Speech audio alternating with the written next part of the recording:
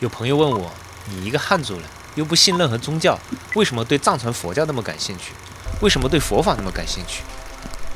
你看啊，人生嘛，总会遇到一些不开心的事情。比如说昨天，我就遇到那辆白色的奔驰车恶意别车。如果这个时候有人这么开导我一下，你明明没有得罪这个人，却能感觉到他对你有很大的敌意。其实，这世间有一种恶念，并非源于你做错了什么，而是源于你做对了什么。佛家说，万物皆是镜子。当一个人对你无端生厌，往往不是因为你挡了他的路，而是你的存在像一面镜子，照出了他内心的狼狈和匮乏。不要以为只有金银珠宝才会招来觊觎，在这个浮躁的世间，你眼里的自在，在他眼里就是卖萌。你过得太好不行，能力太强不行，性格开朗不行，长得好看不行，穿得好看不行，甚至你不跟他同流合污都不行。你的光太亮了，便显得他的角落格外阴暗。他无法让自己变好，便只能期待你变得糟糕，以此来获得内心的平衡。所以修行人讲，八风不动，力衰毁誉，皆是外境的风。你无需为了迎合谁就去熄灭手中的灯，也不必为了让别人舒服就故意把自己弄得满身泥泞。因为真正的认可从来不靠讨好，而那些无缘无故的诋毁，恰恰是你活得精彩的另一种证明。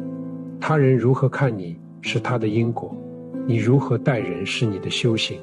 对于那些莫名其妙的恶意，不必辩解，也无需愤怒，只需心生慈悲。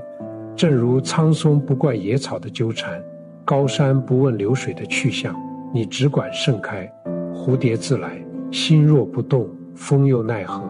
我不知道这些充满了哲理的话有没有打动你。对于我来说，我是深深的为之打动，并且深感认同。我觉得这些传承了千年的智慧之所以能够延绵不绝，就是因为其护持了我们内心最为柔软的部分，而又在我们的心灵外面建立了一堵坚不可摧的金刚罩。所以藏地的文化在冥冥当中吸引着我向它靠近。今天是我谋旅青海的第4天，请朋友们跟随我的镜头继续探索藏地。昨天晚上选的这个露营地不好这大半夜的下起了雨，哗啦哗啦的。不过还好是在这个屋檐底下露营的，否则帐篷就要被淹了。听到外面的雨声吗？稀里哗啦的。还有一个不好的因素就是，一路上不停的有汽车路过。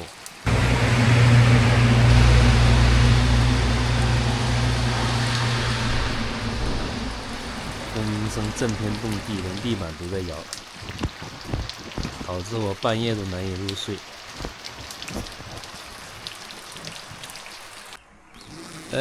起床，看看外面的世界。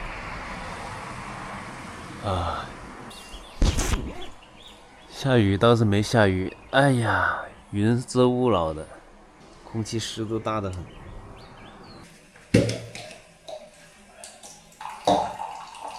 这个卫生间当里有水，可是水呢太小，跟滴眼药水一样。好在用水量也不大，滴眼药水能滴你刷个牙，可以的，洗个脸够呛。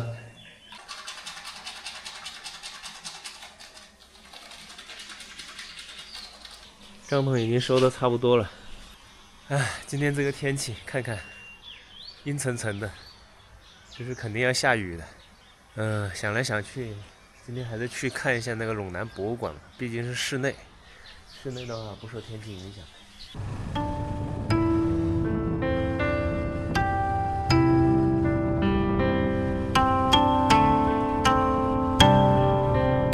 陇南这个城市的名字，之前我只在游戏《三国志》里面见过。它处在甘肃的东南角，挨着陕西、四川，是甘肃地界独一份全属于长江流域的地方。这个地方古时候是秦陇的索要，巴蜀的咽喉，如今人们都叫它陇上江南。说起来，人文始祖伏羲就生在这儿，大秦帝国也是打这儿起家的。陇南呢，管着一区8县，山山岭岭绕着，气候也多样，南边北边差的不少。这里有一种特产，铺的满地儿都是，你能猜到是什么吗？这花椒怎么这么红啊？你们就这样晒在路边吗？那路就在那大家。你的店就在这里是吧？可以。在我们大家的印象当中，四川人非常喜欢吃麻，所以应该是四川种花椒才对。但是你错了，甘肃的陇南才是真正的花椒之乡。为啥呢？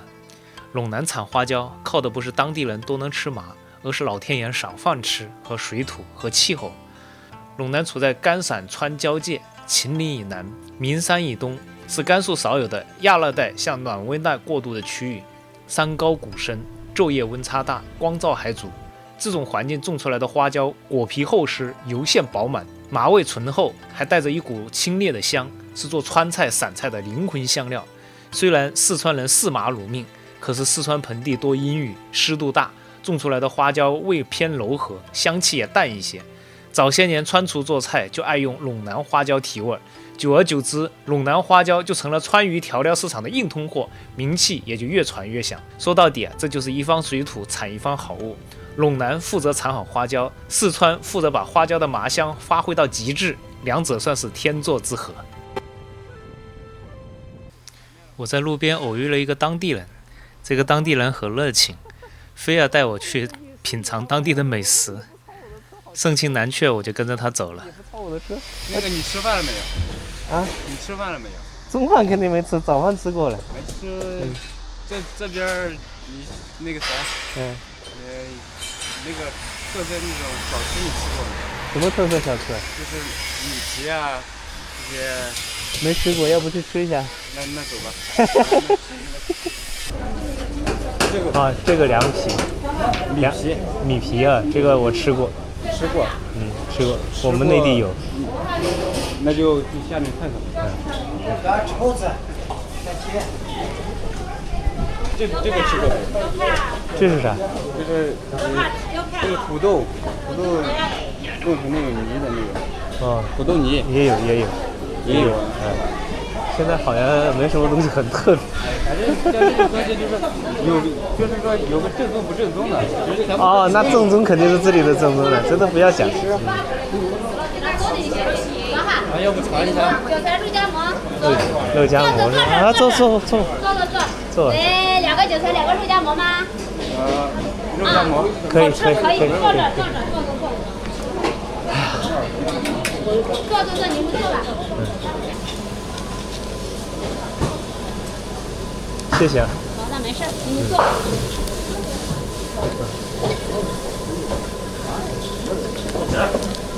肉夹馍就是甘肃这边的是吧？肉夹馍不是甘肃的。肉夹馍。但是咱们这边我感觉挺好吃的肉夹馍。我怎么感觉那个山西也有肉夹馍呢？其实全国各地都有，就是说我刚刚说的一样，就是看哪个地方的最正宗。它那个是属于什么东西？就是弄这个土豆泥。我明白。一个的嘛，就炸成那种泥了。哇，这个在我们这里叫那个洋芋饺子。这个够费劲的。肉夹馍我在家乡倒是尝过也吃过，这个土豆泥呢，人生第一次，之前从来没有吃过。感谢这个小哥带我来品尝这个当地的美食。现在吃出来那个土豆的味道。现在吃出来了。刚开始就吃跟面筋一样的。我本来也是想体验各种风土人情，就是我也不是很忙嘛。我就觉得这个我也跟你也是叫什么陌路相逢，耽误你时间，不好意思。有啥不好意思？这个小哥太热情了，要我留下来在当地多玩几天。我想着前面还有藏地在等着我呢，我就辞别这个小哥了。陇南呢有一座庙叫大爷庙，我对这个庙产生了极大的兴趣。为什么呢？因为我有个朋友叫我叫大爷，所以我想这里居然有个大爷庙，那怎么着也得去看一下。这名字也是很有意思，为什么叫大爷庙呢？盖国圣贤，青史名扬，神通广博，惠泽八方。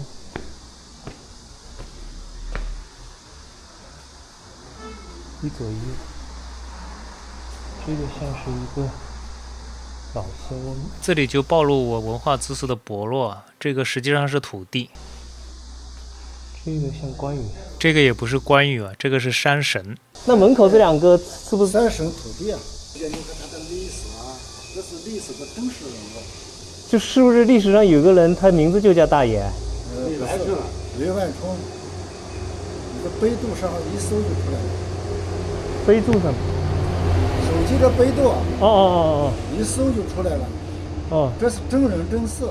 哦，这是真安禄山事件出来的人嘛？他是属于英雄人物。你看老百姓就是为了纪念这个英雄人物，就转变成神。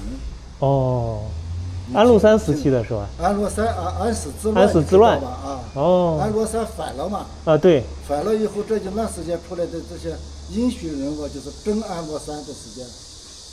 下面呢，我就来好好说一下这位大爷，他叫雷万春，是安史之乱时期的名将。当年呢，跟着张巡镇守睢阳，面对安禄山的叛军，他身先士卒，英勇抗敌。据说呢，在守城的战斗当中，他的面部被流矢给射中了，血流满面的，你想想到多吓人呢！但是他这种情况下依然坚守阵地，叛军呢都以为他是神人。后来呢，睢阳失守了，雷万春壮烈殉国，用生命践行了忠义二字。所以当地的老百姓呢就特别感念他的忠勇，把他奉为神明，所以建庙祭拜，一代代流传下来。但这个庙呢，照理来说它也应该叫雷万春庙啊，或者叫忠烈祠，为啥叫大爷庙呢？首先呢，在陇南这边的方言里面，本来就管那些辈分高啊，让人打心底佩服的人叫大爷，用这个称呼他，既显得尊重又不生分，还特别接地气。这就是民间造神啊，喜欢把神明亲民化的路子。再加上民间还传的，就是雷万春当年和南齐云这些战友呢拜了把子啊，雷万春是大爷，南齐云是二爷，因为他排行靠前嘛，所以大伙就管他叫大爷。因为官方起名字的时候才喜欢叫什么，比如说像叫雷将军祠啊、忠烈祠啥的，但是老百姓不爱这么叫，还是大爷听着亲切，传起来更方便，所以叫大爷庙。这个位置为什么是空着呢？那就是他的宣牌。宣牌啊，就是所有的神明都在这个牌位上都是这个上画的。一般时间就抬出去，抬到这个。你的意思就是游街的时候就只抬这个空椅子，对吧？它是一个所有的神，这个庙里的所有的神都全画在这个上面。它就叫它的一个牌位。哦，懂了，受教了。我还以为是专门搞了个空椅子，我说干嘛这是？它的宣牌。这个庙应该唐朝到现在好多年历史了。我们的这个庙始建于明朝。明朝啊。哎，不对呀，它不是安史之乱开始，不是应该唐朝吗？唐朝的后期分的神嘛，对，历朝历代都有分赠，宋朝神州也分赠过。但是在南宜铁路的那个，由于修这个铁路的时间移过来的，搬迁过来的。明白了啊。等于是搬了，原址不在这里。原址不在这里。懂了，就是现在这里面全部都是建筑材料，就是因为在重修。你们看啊，这个世界上其实本来就没有神的。所谓的神呢，就是人们把自己喜欢的、崇拜的英雄给神格化了。人们去祭拜神，也不完全是求保佑，还有一种期望呢，就是希望自己能够获得神的品格，活成英雄人物的样子。所以对藏传佛教里面那些愤怒像，其实也是一样的。那为什么看见那么凶的神不害怕呢？因为很简单呀，那些神是来保护自己的，而且对于藏民来说，他们心底也希望能活成像那些神那样充满力量。下面呢，我就是奔向我最喜欢看的博物馆。首先呢，我到的是陇南博物馆。不得不说，中华文明史真的是深厚而久远，每一个地方的历史都值得拿出来详细的说一番。但是我这个视频能承载的实在有限，陇南博物馆的内容就简单看一下吧。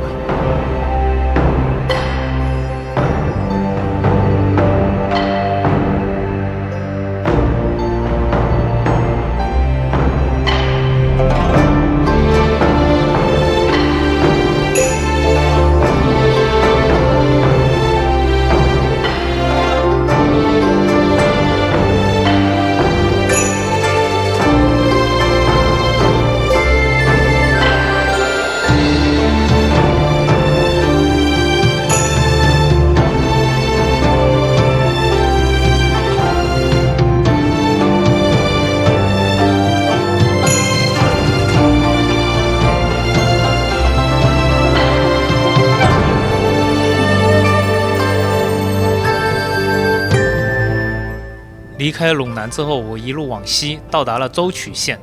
舟曲县博物馆本来是没计划去的，结果却给了我意外的惊喜。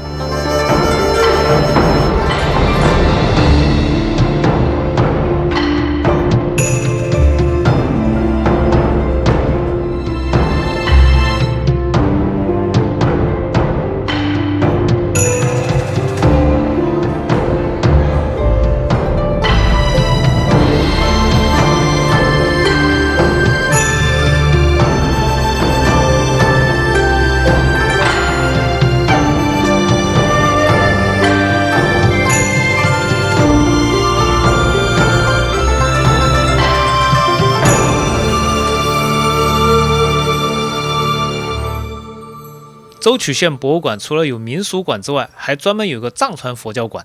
馆内展出的藏传佛教的文物虽然不多，但是有几件相当的有特色。首先第一个就是这个卓尼版的大藏经，有些朋友可能对大藏经不是很熟悉哈，后面我会专门出一个专题讲解一下这个大藏经是什么，包括什么。总之来说呢，大藏经就是一部佛教的百科全书，里面关于佛教的很多经书什么都有。另外一个宝贝呢，就是这个舟曲民间古藏文本教文献。我以前是听说过，就是藏族在吐蕃之前的历史是象雄王国的历史。在那之前，就是本教在青藏高原上是非常主流的一个宗教，而且那个文献里面可能记载着当年的很多的历史，以及包括象雄王国的历史，所以我对于这个文献很感兴趣。但是这个文献你也知道是古藏文写的，所以我根本就看不懂。我也到问了工作人员有没有汉译版，但是很遗憾，工作人员告诉我没有汉译版，所以这个古藏文本教文献我也只能看着它兴叹。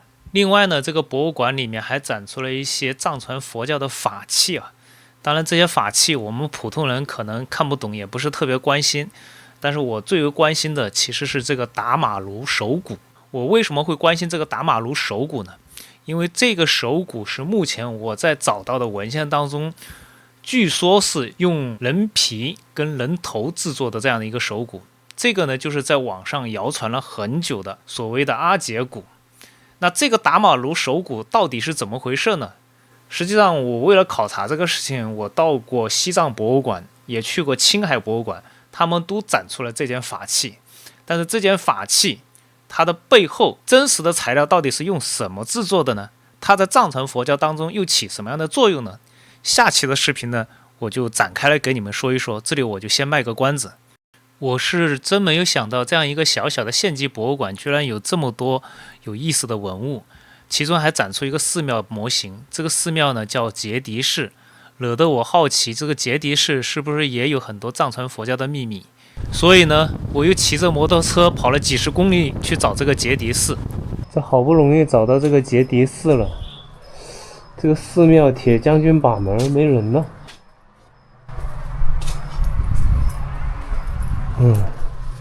进不去。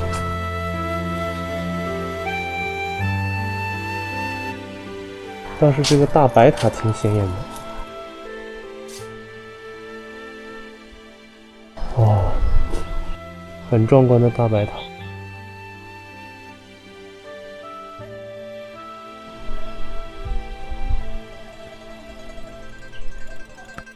说实话，没能进城这个杰迪寺去参观，真的蛮遗憾的。不过，即使是进去参观了，也不知道僧人会不会给我拍摄，也是一个问题。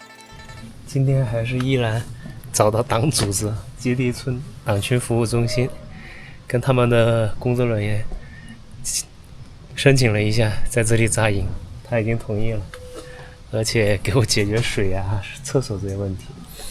所以在村子里扎营的最大的好处就是安全，水电这些东西可能都有。